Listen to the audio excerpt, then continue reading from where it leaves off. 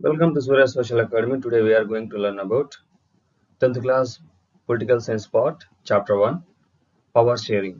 ఈ రోజు మనం 10వ తరగతి పొలిటికల్ సైన్స్లో అధికార విభజన అనేటువంటి పాఠ్యాంశంపై చర్చించడం జరుగుతుంది.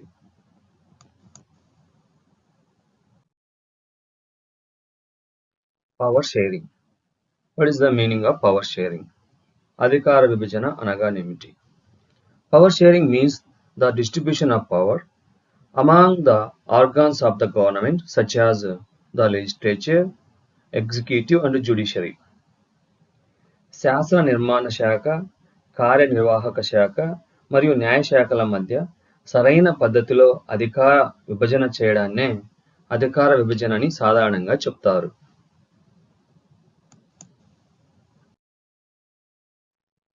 Why power sharing is desirable? అధికారాన్ని పంచుకోవడం ఎందుకు అవసరం? Power sharing is good science. It helps the reduction of the possibilities of conflicts between the social groups. Power sharing is the very spirit of democracy. Thus power sharing is good. అధికారాన్ని పంచుకోవడం మంచిది. ఎందుకంటే సామాజిక సమూహాల మధ్య విభేదాల అవకాశాలను తగ్గించడంలో సహాయపడుతుంది. అంటే సమాజంలో ఉన్నటువంటి యొక్క సమాజాల మధ్య విభేదాలు రాకుండా ఉండాలి అంటే అధికారాన్ని పంచుకోవడం అవసరం. అదేవిధంగా ప్రజాస్వామ్యం యొక్క ఆత్మగా చెప్తారు పవర్ షేరింగ్ ను. కాబట్టి అధికారాన్ని పంచుకోవడం మంచిది.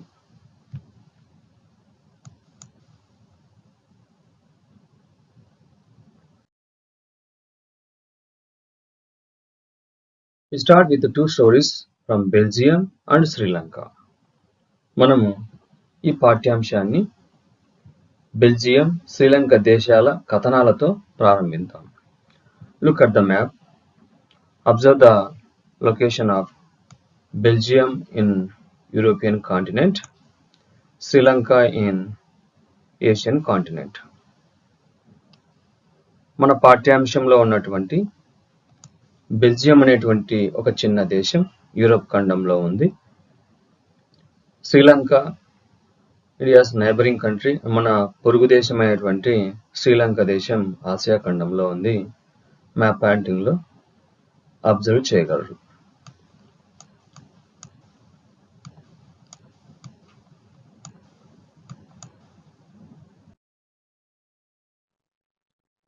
First of all we discuss about story of Belgium.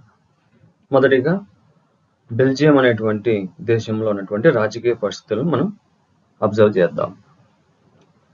Belgium has a population of little over 1 crore, about half of the population of Haryana. Belgium అనేటువంటి దేశం ఐరోపాలో ఒక చిన్న దేశం. మన దేశంలో ఉన్నటువంటి హర్యానా రాష్ట్రం కంటే చాలా చిన్నది.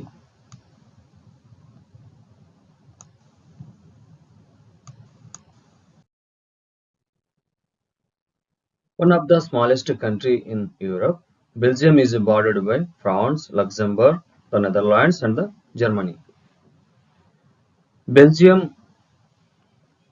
దేశం యొక్క సరిహద్దు దేశాలను మనం పటంలో అబ్జర్వ్ చేసినట్లయితే ఫ్రాన్స్ దేశం ఒక సరిహద్దు దేశంగా ఉంది. లక్సెంబర్గ్ ఒక సరిహద్దు దేశంగా ఉంది. నెదర్లాండ్ ఒక సరిహద్దు దేశంగా ఉంది. అదేవిధంగా జర్మనీ కూడా ఒక సరిహద్దు దేశంగా ఉంది. Belgium is a European country with a population of a little over 1 crore. ఈ చిన్న దేశంలో 1 కోటి కంటే కొంచెం ఎక్కువగా జనాభా ఉన్నది.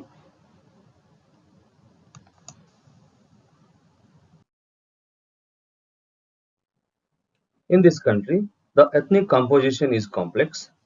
Of the total population, 59% lives in the Flemish region and speak the Dutch language. Another 40% people lives in the Wallonia region and speak French. Remaining 1% of the Belgians speak Germany or German. ఈ చిన్న దేశం యొక్క జాతుల కూర్పు చాలా క్లిష్టమైంది.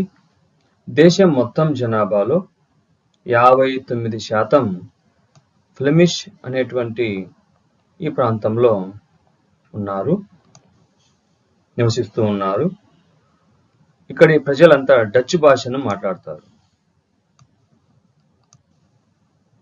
అదేవిధంగా మరో 40% మంది ప్రజలు వాలోనియా అనే ప్రాంతంలో, వాలోనియా రీజన్ అనేటువంటి ప్రాంతంలో నివసిస్తూ ఉన్నారు. వీరు ఫ్రెంచ్ భాషను మాట్లాడతారు.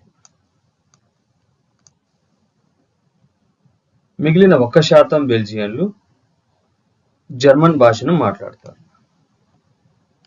జర్మనీ సరిహద్దుల్లో ఉన్న ఈ ప్రాంతంలో ఉన్న 1% ప్రజలు జర్మనీ భాషను మాట్లాడతారు.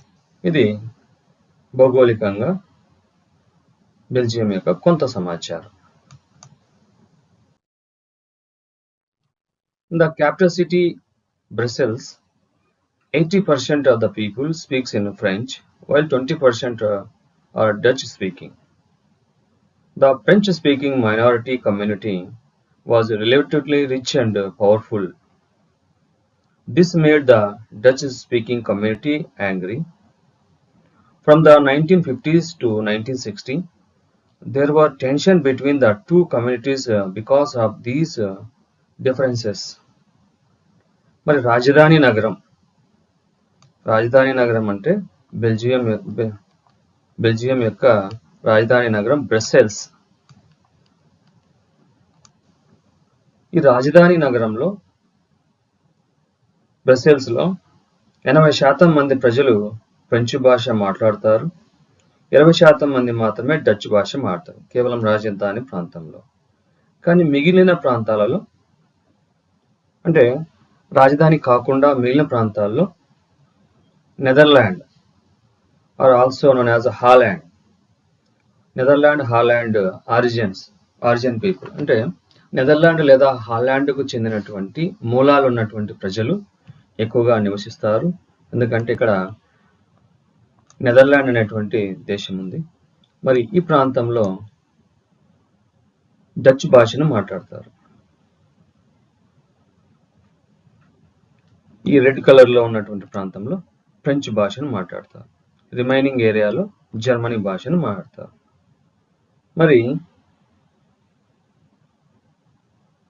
ఈ దేశంలో డచ్ వారితో పోల్చినట్లయితే ఫ్రెంచ్ వారు తక్కువే, కానీ ఆర్థికంగా బలమైనటువంటి వర్గంగా ఉన్నటువంటి పరిస్థితి.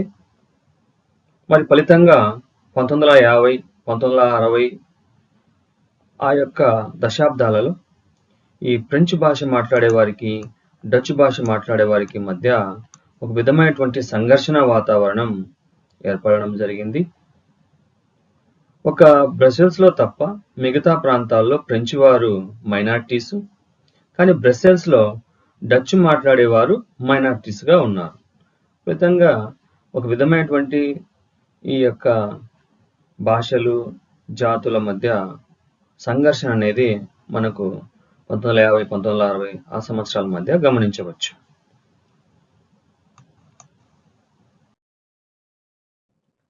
Accommodation in Belgium. బెల్జియంలో సర్దుబాటు ప్రక్రియ ఏ విధంగా కొనసాగింది? From 1970s to 1993, the Constitution of Belgium was amended 4 times. 1970 నుంచి 1993 మధ్య బెల్జియంలో తమ రాజ్యాంగాన్ని 4 మార్లు సవరించారు. The idea was to work out an arrangement that would make everyone to live together. Key elements of the Belgian model are: వారు చేసినటువంటి ఏర్పాట్లు సృజనాత్మకంగాను ఇతర దేశాలకు భిన్నంగాను ఉన్నాయి. బెల్జియం నమూనాలోని కొన్ని అంశాలు ఇలా ఉన్నాయి. The number of Dutch and French speaking ministers shall be equal in the central government.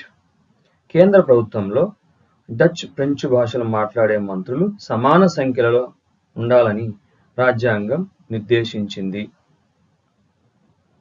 Certain powers of the central government were given to state government of the two regions of the country. కేంద్ర ప్రభుత్వ అధికారాలలో చాలా వాటిని దేశంలోని రెండు ప్రాంతాలలో ఉన్న రాష్ట్ర ప్రభుత్వాలకు ఇచ్చారు. రాష్ట్ర ప్రభుత్వాలు కేంద్ర ప్రభుత్వ ఆధీనంలో ఉండవు. There was a separate government for Brussels in which both of the communities had equal representation. రెండు సమూహాలకు సమాన ప్రాతినిధ్యం ఉండే ప్రత్యేక ప్రభుత్వాన్ని బ్రసెల్స్ కలిగి ఉంటుంది. డచ్ భాషలో మాట్లాడే సమూహం కేంద్ర ప్రభుత్వంలో సమాన ప్రాతినిధ్యానికి అంగీకరించినందున ఫ్రెంచ్ మాట్లాడే సమూహం ప్రజలు బ్రసెల్స్లో సమాన ప్రాతినిధ్యానికి అంగీకరించారు. మరి బ్రసెల్స్లో ఇంతకు ముందు చెప్పుకున్న విధంగానే ఫ్రెంచ్ ప్రజలు ఎక్కువ ఉన్నారు, కానీ ఇక్కడ ఈక్వల్ పవర్ షేరింగ్ అనేది డచ్ వాళ్ళకి ఇస్తున్నారు. రిమైనింగ్ రూరల్ ఏరియాలో అంటే మిగతా గ్రామీణ ప్రాంతాల్లో డచ్ ప్రజలు ఉన్నారు ఎక్కువగా, కానీ వారు అక్కడ ఫ్రెంచ్ మాట్లాడేటువంటి వారికి సమాన ప్రాతినిధ్యం ఇస్తున్నందున బ్రసెల్స్లో మరి ఫ్రెంచ్ ప్రజలు అక్కడ ఉన్నటువంటి డచ్ ప్రజలకు ఈక్వల్ పవర్ షేరింగ్ అనేది, ఈక్వల్ ట్రీట్మెంట్ అనేది చేయడం జరిగింది. There was a provisions of community government that was elected by people belonging to one language. అదేవిధంగా కేంద్ర రాష్ట్ర ప్రభుత్వాలే కాకుండా అక్కడ మూడవ రకమైన ప్రభుత్వం కూడా ఉంది. ఇది సమూహ ప్రభుత్వం. ఒకే భాష మాట్లాడే ఒక సమూహ ప్రజలు దీనిని ఎన్నుకుంటారు. ఇలా ఇక్కడ డచ్, ఫ్రెంచ్, జర్మన్ భాషలకు వారు ఏ ప్రాంతంలో నివసిస్తున్నప్పటికీ ప్రభుత్వాలు ఉన్నాయి. ఈ విధమైనటువంటి సర్దుబాటు వల్ల మరి అక్కడ డచ్, ఫ్రెంచ్ భాషలు మాట్లాడేటువంటి ప్రజల మధ్య ఒక విధమైనటువంటి ఆ యొక్క సర్దుబాటు ప్రక్రియ వలన విభేదాలు రాకుండా సామరస్యంగా ప్రభుత్వాన్ని కొనసాగించడం జరిగింది.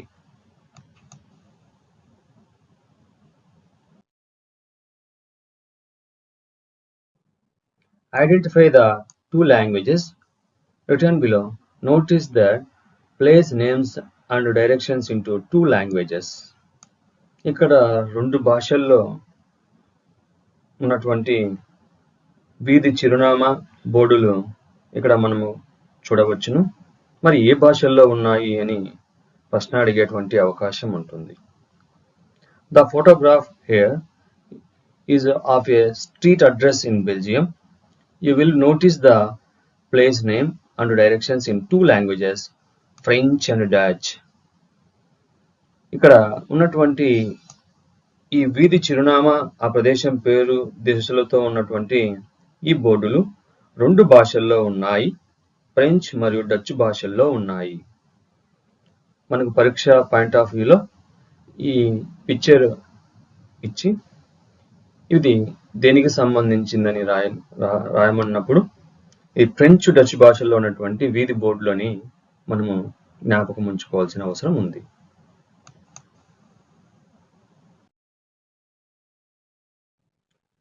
The story of Sri Lanka. Sri Lanka is located south of India.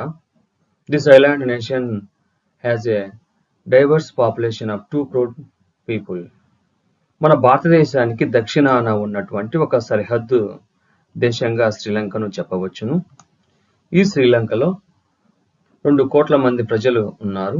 మన భారతదేశంలో Haryana, about 2 crore people in Sri Lanka, same as in Haryana. మన దేశంలో హర్యానా రాష్ట్రంలో ఉన్నటువంటి ఆ జనాభాతో పోల్చవచ్చును శ్రీలంక జనాభాను.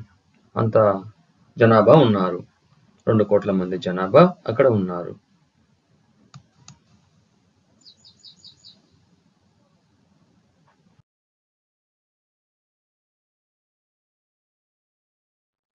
Sri Lanka diverse population. శ్రీలంకలో వైవిధ్యమైనటువంటి జనాభా.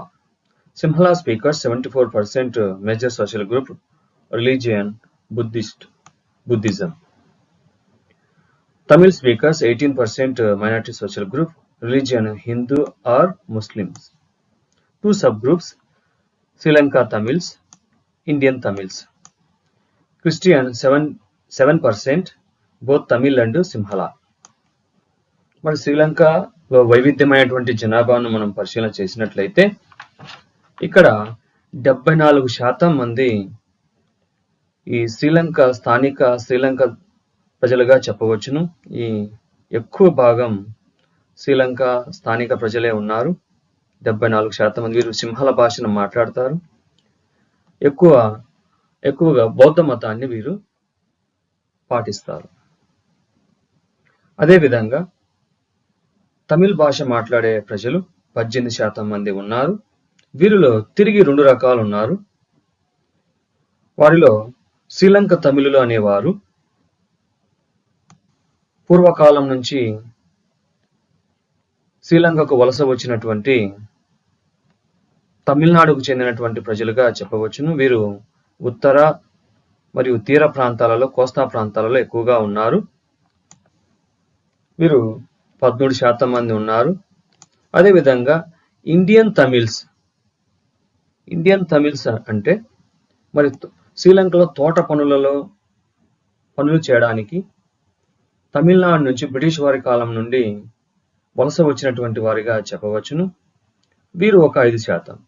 వీరిద్దరిని కలిపితే తమిళ్ మాట్లాడేటువంటి ప్రజలు 18% మంది ప్రధానంగా ఉన్నారు.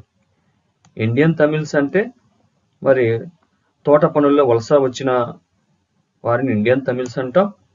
శ్రీలంక తమిళ్స్ అంటే పూర్వకాలం నుంచి వలస వచ్చినటువంటి తమిళ్స్ అన్నమాట.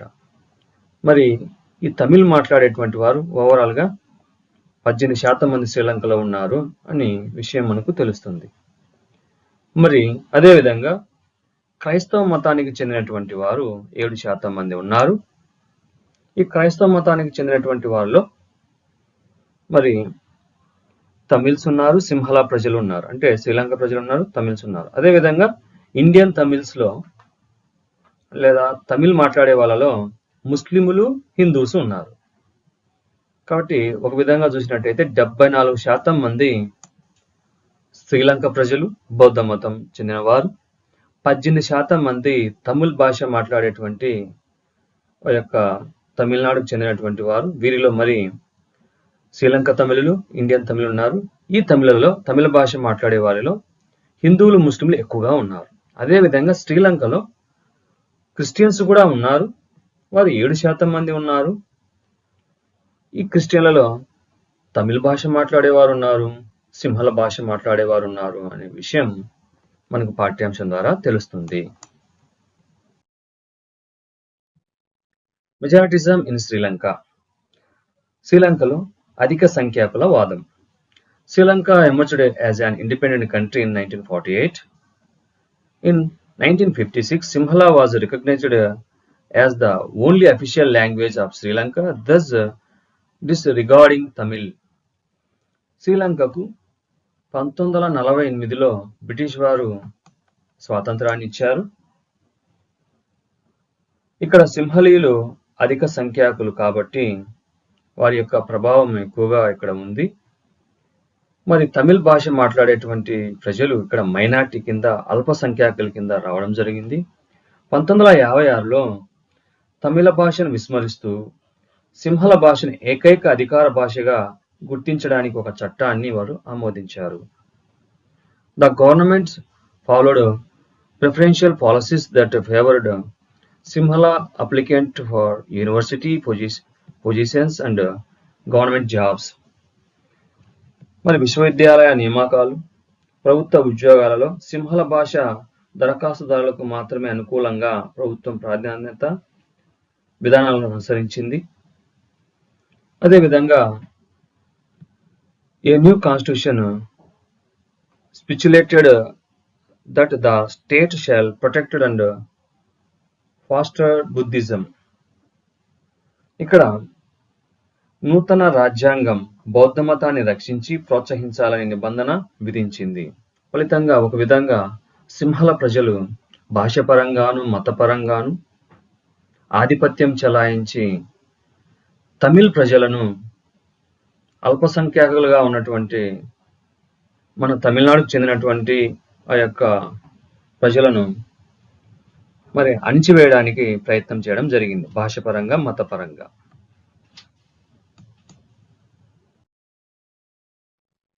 Civil war in Sri Lanka. శ్రీలంకలో అంతర్యుద్ధం. In Sri Lanka, the idea of majoritism crumbled the country.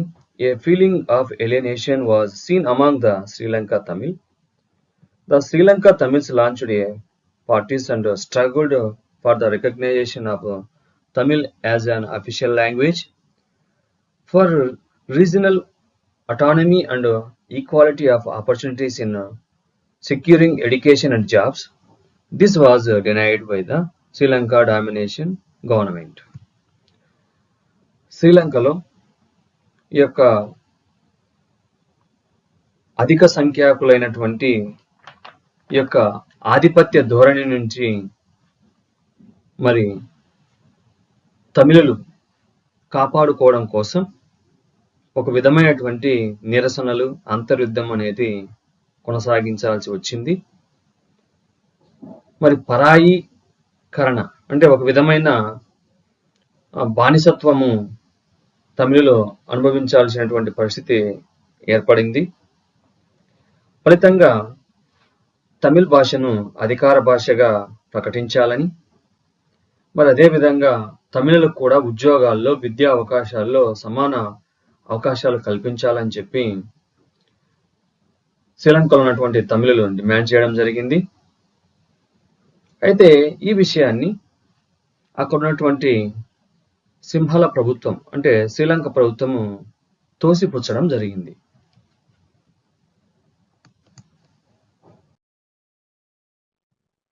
By 1980s, several political organizations were formed demanding an independent Tamil.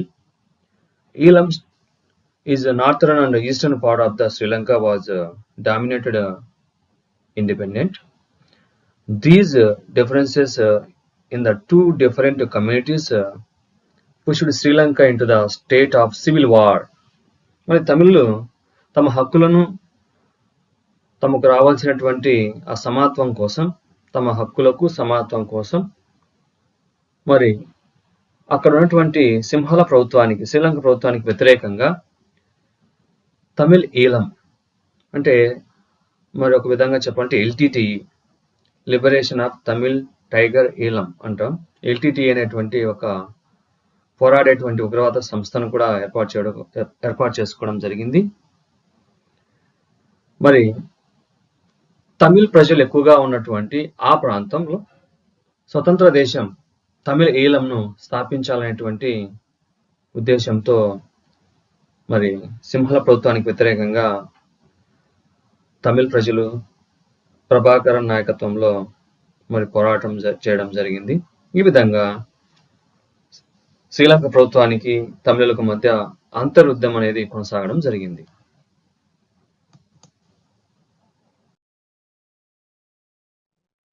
This conflict soon turned into a civil war. Thousands of people, both the communities have been killed. Families were forced to leave the country as refugees. Many more lost their livelihoods. Civil war has caused a terrible setback to the social, cultural and economic life of the country. It ended 2009. మరి అంతర్యుద్ధంలో కొన్ని లక్షల మంది మరి దేశాన్ని వదిలి పారిపోవడం జరిగింది.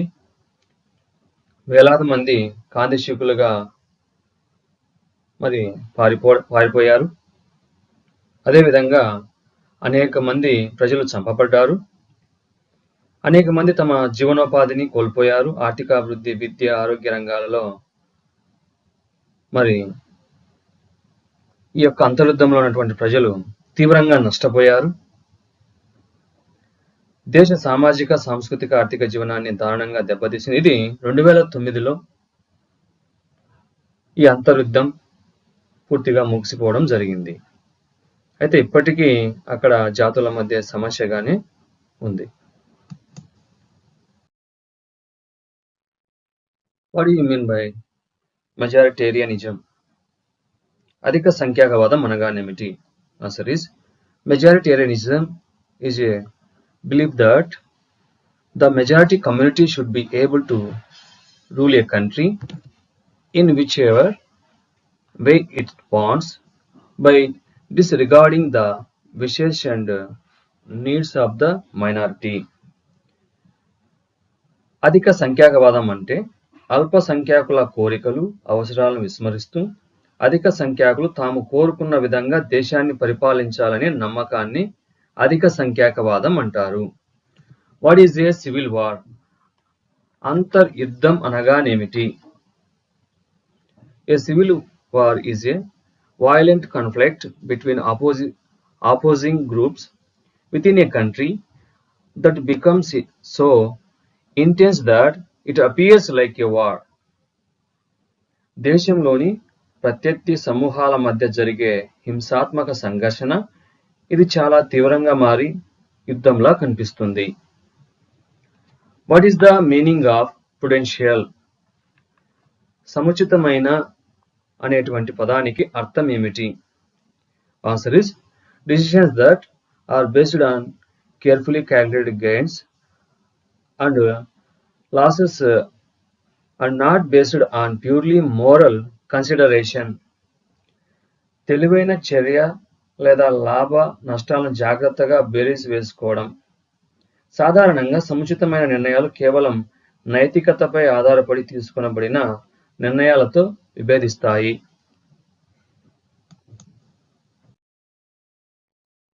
What do you mean by coalition government? సంకీర్ణ ప్రభుత్వం అనగానేమిటి? A coalition government is a form of government in which two or more political parties share powers. The usual reasons for such as an arrangement is that no single party has achieved an absolute majority after an election. సంకీర్ణ ప్రభుత్వము అంటే మరి రెండు లేక అంతకంటే ఎక్కువ పార్టీలు కలిసి అధికారాన్ని పంచుకునేటువంటి ఒక ప్రక్రియ. మరి ఒకే పార్టీ అధికారంలోకి రాలేనప్పుడు అంటే ఒకే పార్టీకి మెజారిటీ రానప్పుడు మరి ఈ భావ సారూప్యం కలిగినటువంటి పార్టీలన్నీ కలిసి ప్రభుత్వాన్ని ఏర్పాటు చేస్తాయి. మరి అధికారాన్ని కూడా సమానంగా పంచుకుంటాయి. దీన్నే కోalition గవర్నమెంట్ అంటారు.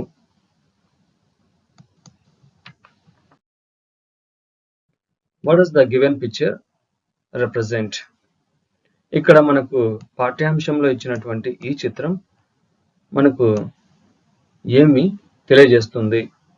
Answer is the cartoon refers to the problems of running a coalition government. ఈ పిక్చర్ లో మరి ఇక్కడ రెండు స్టీరింగ్స్ ఉన్నాయి కాబట్టి ఇక్కడ సంకీర్ణ ప్రభుత్వానికి సంబంధించినటువంటి ఆ యొక్క సమస్యలకు సంబంధించినటువంటి ఆ యొక్క చిత్రంగా ఇక్కడ చెప్పవచ్చును. ఫైన్ జర్మన్ ఇంజనీరింగ్, ఉత్తర జర్మన్ ఇంజనీరింగ్ అనేటువంటి పేరుతో మన పాఠ్యాంశంలో ఇవ్వడం జరిగింది. ఒక విధమైనటువంటి గందరగోళానికి దారి తీస్తుంది అని చెప్పి ఉద్దేశంతో వ్యంగ్యంగా చిత్రించినటువంటి చిత్రంగా చెప్పవచ్చు. ఇది సంకీర్ణ ప్రభుత్వాన్ని సూచించే పిక్చర్ గా చెప్పవచ్చు.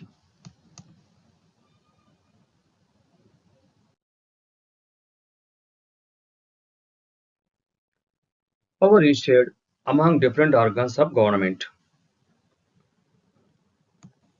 Horizontal distribution of power. ఆధునిక ప్రజాస్వామ్య ప్రభుత్వాలలో అధికార విభజన అనేక విధాలుగా ఉంటుంది. మొదటిగా సమాంతర అధికార పంపిణీ అనేటువంటి పద్ధతిలో అధికార పంపిణీ ఏ విధంగా సమాంతరంగా విభజింపబడి ఉంటుందో చూడవచ్చు. Organs of government, legislative, executive, judiciary. ఈ ప్రభుత్వ అంగాలు అంటాం లేదా ప్రభుత్వ శాఖలు అంటాం. శాసనశాఖ, కార్యనిర్వహణ శాఖ, న్యాయశాఖ. వీటి మధ్య అధికార పంపిణీ అనేది సమాంతర అధికార పంపిణీగా పిలువవచ్చును. Horizontal distribution. Such a separation ensure that none of the organ can exercise unlimited powers. ఈ విధంగా సమాంతర అధికార పంపిణీ ఎందుకు జరిగింది అంటే ఒక స్థాయి గల వివిధ ప్రభుత్వ శాఖలు విభిన్నమైన తమ అధికారాలను ఉపయోగించుకోవడానికి మరి ఇది అవకాశం కల్పిస్తుంది. ఏ శాఖ కూడా అపరిమిత అధికారాలను ఉపయోగించలేదు. ఈ విధంగా 3 భాగాలుగా శాసన, కార్యనిర్వాహక, న్యాయ శాఖగా విభజించినట్లయితే మరి ఎక్కువ అధికారాలు ఏ ఒక్క శాఖ చలాయించలేదన్నమాట. One organ will not interfere in the matters of the others. Each organ checks the other, which result in balance of power among various organs. This result in a balance of power among various institutions. This arrangement is called system of check and balance. మరి ఈ విధంగా సమాంతర అధికార పంపిణీ చేయడం వల్ల అంటే horizontal distribution of powers చేయడం వల్ల లెజిస్లేటివ్, ఎగ్జిక్యూటివ్, జ్యుడిషియరీ చేయడం వల్ల మరి ప్రజాస్వామ్యంలో మంత్రులు, ప్రభుత్వ అధికారులు అధికారం చలాయిస్తున్నప్పటికీ వారు పార్లమెంటుకు, రాష్ట్ర శాసనసభలకు బాధ్యత వహిస్తారు. మరి అదేవిధంగా న్యాయమూర్తులు కార్యనిర్వాహక శాఖచే నియమించబడినప్పటికీ వారు కార్యనిర్వాహక శాఖ నుండి మరి వారి పనితీరు స్వతంత్రంగా చేయడం జరుగుతుంది. శాసన నిర్మాణ శాఖ రూపొందించిన చట్టాలను నియంత్రించడానికి అవకాశం ఉంటుంది. కాబట్టి ఈ విధంగా దీన్ని ఏమంటామంటే తెలుగులో చెక్స్ అండ్ బ్యాలెన్స్ అంటే నిరోధాలు, సమతౌల్యాలు. కాబట్టి ఈ లెజిస్లేటివ్ అంటే శాసనశాఖ, అదేవిధంగా ఎగ్జిక్యూటివ్ కార్యనిర్వాహక శాఖ పైన మరి నియంత్రణ చేయడం కోసం అటానమస్ పవర్స్ అంటే స్వతంత్ర ప్రతిపత్తి కలిగినటువంటి అధికారాలు జ్యుడిషియరీకి మన రాజ్యాంగం, మన దేశంలో ఇవ్వడం జరిగింది. ఫలితంగా ఈ 2 శాఖలు అధికారాలను మరి అధికార పరిధికి మించి వాడకుండా చూడడానికి జ్యుడిషియరీ అంటే న్యాయశాఖ తోడ్పడుతుంది. ఒక విధంగా చెప్పాలంటే ఈ హారిజాంటల్ డిస్ట్రిబ్యూషన్లో అధికారము ఏ శాఖ ఎక్కువగా చలాయించకుండా ఒక విధమైనటువంటి నిరోధాలు, సమతౌల్యాలు చెక్ అండ్ బ్యాలెన్స్ లెవెల్లో ఉంటాయి. మన రాజ్యాంగంలో కూడా ఈ విధంగా 3 పద్ధతుల్లో ఈ అధికారాలను విభజించడం జరిగింది. శాసనశాఖ చట్టాలు చేస్తుంది, కార్యనిర్వహణ శాఖ అంటే ఎగ్జిక్యూటివ్ బాడీ మరి వాటిని అమలు చేస్తుంది, జ్యుడిషియరీ అంటే కోర్టులు, సుప్రీంకోర్టు, హైకోర్టులు మన రాజ్యాంగంలో మన హక్కులను అదేవిధంగా రాజ్యాంగాన్ని పరిరక్షించే బాధ్యత తీసుకుంటాయి. Power can shared among government at a different level of government: central, state and local. Vertical level. ఇక్కడ సమాంతరం కాని పద్ధతుల్లో ఈ యొక్క అధికారాలను విభజించేటువంటి ప్రక్రియ ఇది. A general government for the entire country and governments at the provincial or regional level, which is called federal government. మరి వివిధ దేశాలలో వివిధ స్థాయిలలో ప్రభుత్వాలు ఉంటాయి. మరి కేంద్ర ప్రభుత్వము, రాష్ట్ర ప్రభుత్వము, స్థానిక ప్రభుత్వాలు అనేటువంటి విధంగా మరి వివిధ ప్రభుత్వాల మధ్య అధికార విభజన అనేది ఉంటుంది. ఉదాహరణకు మన దేశంలో కేంద్ర ప్రభుత్వము, రాష్ట్ర ప్రభుత్వము, స్థానిక ప్రభుత్వాలు అనేటువంటి 3 రకాలైనటువంటి ప్రభుత్వాలు ఉన్నాయి. రాజ్యాంగంలో కూడా union list, state list, concurrent list అంటే మరి కేంద్ర జాబితా, రాష్ట్ర జాబితా, ఉమ్మడి జాబితా అనేటువంటి విధంగా అధికారాలు విభజించిన విధంగానే ఇక్కడ కేంద్ర ప్రభుత్వం, రాష్ట్ర ప్రభుత్వము అదేవిధంగా ఈ యొక్క స్థానిక ప్రభుత్వాలుగా విభజించడం జరిగింది. దీన్ని వర్టికల్ పవర్ షేరింగ్ అంటాం. అంటే సమాంతరం కాని అధికార విభజనని పిలవడం జరుగుతుంది. A general government for the entire country and government or the provincial or regional level which is called federal government. మరొక విధంగా చెప్పాలంటే దీనిని సమాఖ్య అధికార విభజనని కూడా అంటారు. This is called federal division of power. Federal system అంటే మరి అధికారం అంతా ఒకే చోట లేకుండా వివిధ స్థాయిలలో అధికారాన్ని విభజించి వివిధ ప్రభుత్వాలు ఏర్పాటు చేయడం. మరి ఈ విధంగా కూడా అధికార విభజన ఉంటుంది వర్టికల్ పవర్ షేరింగ్ లో. మరి కేంద్ర ప్రభుత్వం, రాష్ట్ర ప్రభుత్వం, స్థానిక ప్రభుత్వాలు అనేటువంటి పద్ధతుల్లో అధికార విభజన జరగడాన్నే మనం ఏమంటామంటే వర్టికల్ పవర్ షేరింగ్ అంటాం.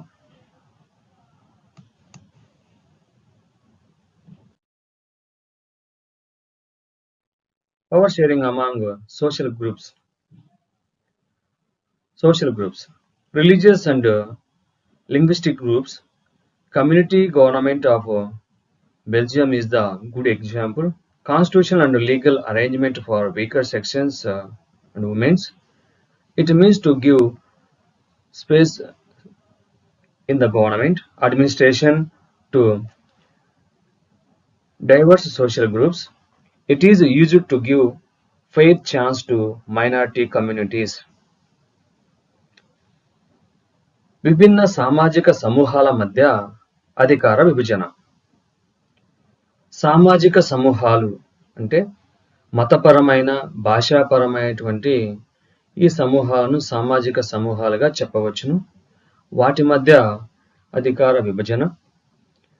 కమ్యూనిటీ గవర్నమెంట్ ఆఫ్ బెల్జియం, బెల్జియాన్ని ఉదాహరణగా తీసుకున్నట్టయితే అక్కడ ఫ్రెంచ్ మాట్లాడే ప్రజలు, డచ్ భాష మాట్లాడేటువంటి ప్రజల మధ్య అధికార విభజన మన పాఠ్యాంశంలో ఏ విధంగా జరిగిందో చూడవచ్చును.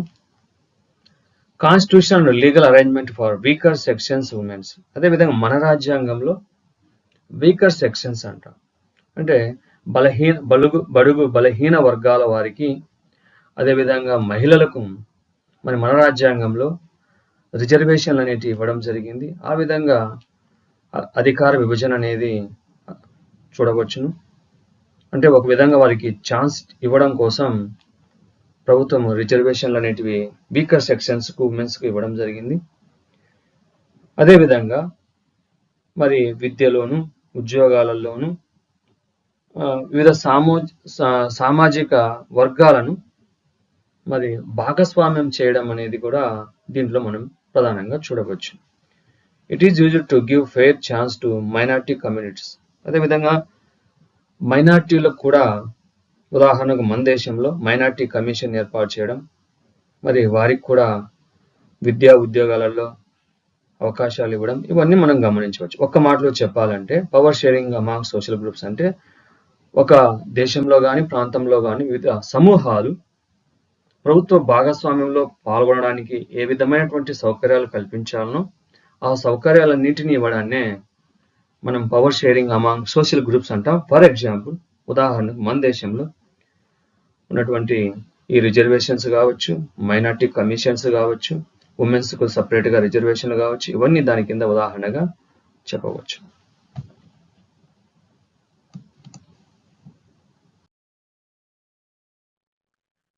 Power shared by political parties, pressure groups and movements. రాజకీయ పార్టీలు, ప్రభావ వర్గాలు, ఉద్యమాలు ద్వారా కూడా అధికార విభజన అనేది జరుగుతుంది. Power is shared between various political parties, the coalition government. In case a single largest party is not winning majority. కొన్ని సందర్భాల్లో ప్రజాస్వామ్య దేశాల్లో ఒక పార్టీకి పూర్తి అధికారం రానప్పుడు 2 లేదా 3 పార్టీలు కలిసి సంకీర్ణ ప్రభుత్వాలను ఏర్పాటు చేస్తాయి. వాటి మధ్య అధికార విభజన జరుగుతుంది. Citizens have the freedom to choose among various contenders for power. మరి ప్రజలకు కూడా ప్రభుత్వంలో, అధికారంలో మరి భాగస్వామ్యమైనటువంటి ఆ యొక్క అవకాశం ఉంది. ఉదాహరణకు రైట్ టు ఓట్, ఓటు హక్కు ద్వారా ప్రభుత్వంలో భాగస్వామ్యం కావచ్చు 18 సంవత్సరాలు నిండిన ప్రతి ఒక్కరూ. అదేవిధంగా వివిధ భావజాలాలు, వివిధ సామాజిక వర్గాలకు ప్రాతినిధ్యం ఉన్న వారు కూడా మరి ప్రభుత్వంలో భాగస్వామ్యం అయ్యేటువంటి అవకాశం ప్రజాస్వామ్యంలో ఉంది. It ensure that powers does not remain in one hand. మరి ఒక వ్యక్తి చేతిలో లేకుండా ముఖ్యంగా ప్రజాస్వామ్య దేశాలు విభిన్నమైనటువంటి వ్యక్తుల చేతుల్లో అధికార విభజన అనేది జరుగుతుంది. Interest groups, traders, businessmen, industrialists, farmers, industrial workers also share the power. మరి ప్రజాస్వామ్యంలో వర్తకులు, వ్యాపారులు, పారిశ్రామికవేత్తలు, రైతులు, కార్మికులు వంటి వారు తమ సమూహ ప్రయోజనాలు కాపాడుకునేటువంటి ఉమ్మడి ఆసక్తులు గల సమూహాలుగా ఏర్పడడం జరుగుతుంది. Traders union, business men unions, industrialist union FICCI etcetera, farmers union, industrial workers union, వీరంతా అంటే మరి రైతు సంఘాలు, వర్తక సంఘాలు, మరి పారిశ్రామికవేత్తల సంఘాలైనటువంటి ఫిక్కీ లాంటి సంఘాలు, మరి పరిశ్రమల్లో పనిచేసేటువంటి కార్మిక సంఘాలు, ఈ విధంగా సంఘాలుగా ఏర్పడి వారు తమ సమూహం యొక్క ప్రయోజనాల కోసం, for example students union, teachers union, రకరకాల సంఘాలుగా ఏర్పడి వారి యొక్క సమూహం యొక్క ప్రయోజనాల కోసం మరి ప్రాతినిధ్యం చేయడం జరుగుతుంది. కొన్ని సందర్భాల్లో గవర్నమెంట్లో భాగస్వామ్యంగా ఉండడం జరుగుతుంది. ఉదాహరణకు ఎమ్మెల్సీ అంటే మెంబర్ ఆఫ్ లెజిస్లేటివ్ కౌన్సిల్లో మన రాష్ట్రంలో పట్టభద్రుల నుంచి కొంతమంది ఎమ్మెల్సీలు, టీచర్స్ నుంచి కొంతమంది ఎమ్మెల్సీలు, అదేవిధంగా స్థానిక సంస్థల నుంచి కొంతమంది ఎమ్మెల్సీలు వెళ్ళి ప్రభుత్వంలో భాగస్వాములుగా ఉన్నారు. ఎందుకంటే ఆ వర్గాల యొక్క ప్రయోజనాలను తెలియజేసి వారి యొక్క ప్రయోజనాలు కాపాడే ఉద్దేశంతో.